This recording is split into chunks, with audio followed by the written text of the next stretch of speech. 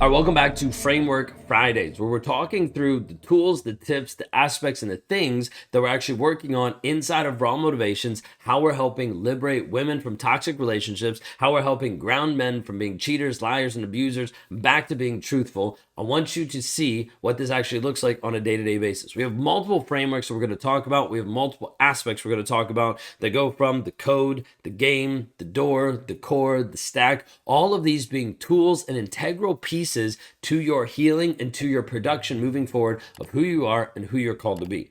We're not going to talk about all of them today, but one of the pieces we're going to talk about is going to be the core four. We talked about core four in a previous week, going over the first aspect of the core four, which is body. Today, we're going to be stepping into being. So stick around and we're going to talk a little bit more about this. So if you guys are new here, my name is Ben Taylor. I'm a self-aware narcissist on this channel to provide awareness of narcissistic abuse. I brought into this place to then be a coach to help people actually liberate themselves from toxic relationships and find freedom. If this resonates with you at all today, then go to rawmotivations.com to learn more. When we talk through this piece of living by the code, we talk about being honest and truthful. Well, we have to bring that honest and that truthfulness into the core four. The core four is the baseline structure of how to be able to establish and build confidence in your life. We talked about in the first video, going over the core four with body, we talked about how you need to show up for yourself physically, with some type of fitness and some type of fuel of how you're actually engaging with your body and how you're actually fueling your body to show up in a healthy way and in a healthy environment. Inside of all of this, I want you to consider the goal is that we're building repetition. Repetition is something that breeds confidence over a long period of time. So we're trying to insert small daily habits that are actually going to help you build to your confidence level to where you actually need to be. Build to a place that you can show up for you. Build to a place that you have a higher level of confidence than you've ever had before because you know who you are and you know how you've been showing up for you consistently. Well, in this second aspect inside of being, we're talking about the spiritual, the mental, and the emotional. Being is a very spiritual sense as a whole. Who are you being? Who are you being internally? What does this being piece actually look like? Maybe you know from an internal level or from a soul level who you are being. Maybe you don't because you've been in this toxic relationship and hasn't given you time to even process or see or understand who you even are. So I want you to consider this piece of being can be very, very deep. It doesn't mean you're going to figure out right here, right now. But what it does mean is to bring an awareness to it and to raise your level of consciousness about this word being and who you are being on a spiritual sense. Now, inside the spiritual realm, you might identify with multiple different religions. You might have multiple people that you would reference to. For me, I reference God because that's who's in my life and that's who I connect with. Inside this piece of connecting with God, there's been this piece for a long period of time of reading, Bible reading, prayer. But on top of that, I never had this opportunity to receive. It was more of just like, let me just read to consume and let me just pray to beg. But it wasn't an aspect of let me take a pause to actually hear. So one of the aspects inside of meditation is one of the aspects, I messed it up, right? One of the aspects inside of being is actually meditation. Okay, so one of the aspects of being is meditation, and that's walking through a piece of being silent and of being still. I want you to consider just for a moment, you do not have moments in your life right now where you are silent or where you are still. Because right now there's a lot of chaos in your life. It's very, very, very, very busy. You're busy running the kids everywhere. You're busy going to work. You're busy trying to provide. You're busy showing up for the ex. Like there's multiple things that have distracted you and have kept you from actually slowing down. When we talk about this piece of meditation, sometimes people get a little iffy about it. They're like, meditation just seems like a weird practice. Meditation is great for calming anxiety. It's great for lowering stress. It's great for starting to step out of a situation so you can start to process even the triggers that you didn't even know that were there. It has incredible scientific and medical practices to actually be able to help lower the blood pressure, lower the anxiety, lower the stress level, lower the chance of heart attacks. Like there's multiple things that happen with it. So regardless of like your spiritual belief around it, it also has medical benefits as well. Inside of doing the core four, there's two aspects that we talk about inside of being. One is meditation. Now, in here, we don't really say you have to have a certain type of meditation. You could have mantra meditation. You could have a guided meditation. You could listen to rainwater. I do that sometimes. You could have a breathwork meditation. You could have a silent one. You could have multiple different ones. The reason why we're saying this is because the only thing that we say is there's no wrong meditation except no meditation. So the goal is we want to have you meditate every single day. And you're like, why? What's the point?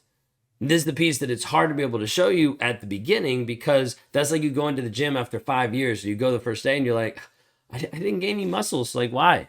And then you go the second day and you're like, yeah, there's no muscles here. So why should I keep doing this? Meditation is a repetition game. It's a repetition game because as you continue to do it, there is something that happens called the compound effect. And the compound effect starts adding up over time. It simply means that, hey, you do something one day at a small degree and the next day at a small degree. Over a period of time, those small degrees add up to be giant and the impact that it actually has on you. So meditation is a way to be able to calm down, to be able to work on your anxiety, to work on the stress, to be able to get clear. Meditation from the spiritual side for me is to be able to receive, to actually be able to hear from God, to be able to understand, okay, this is what I'm supposed to do. This is what I'm supposed to heal. This is the next step. And so oftentimes there'll be things that'll come up in meditation, and then I'll take it into the stack and I'll start to process it and think about it and realize, oh, this is what I need to change. This is what needs to be different. And it continues to be this healing process in my life that I continue to do every single day. Well, inside this piece of being, meditation is really key. So we want to have you start to meditate. You might even start off at 5 minutes, 2 minutes, move your way to 10 minutes, maybe 20 minutes. It doesn't matter. What matters is you start to get clear and calm with you, and you get to a chance to be able to pause, be still, and connect with God. Now, the second piece inside of being is memoirs. Memoirs is simply starting to write things down that are happening. Now, inside of where we work and working people inside of Raw Motivations, there might be a piece where they step in and they do a stack. They actually like mentally process it through a rewiring process called the stack, doing a discover stack, saying this is what I learned, this is what I figured out, and going back and forth with the prompts and the questions to get really deep on that subject. Or it simply could be that you're just writing something down. You're just going into a journal. You're just writing something down that came up for you. What came up for you to be able to see and understand that needs to shift or pivot in your life? The reality is most people do not slow down. Most people are addicted to busy. They just keep going and going and going like the Energizer Bunny until they crash, and then they have to change batteries and then you move forward.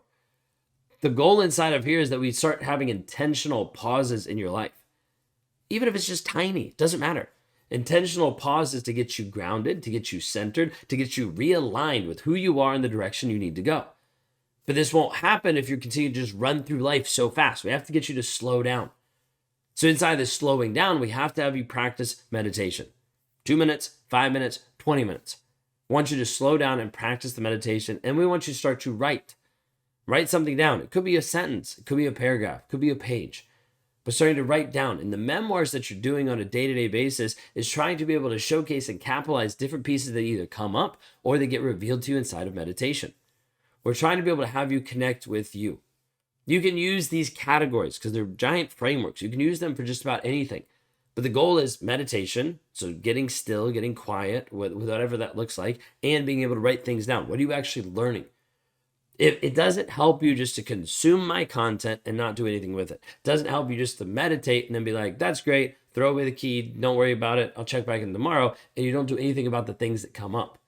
So the goal inside of here is we're connecting you to God, we're connecting you to you, and we're helping you move forward one step at a time.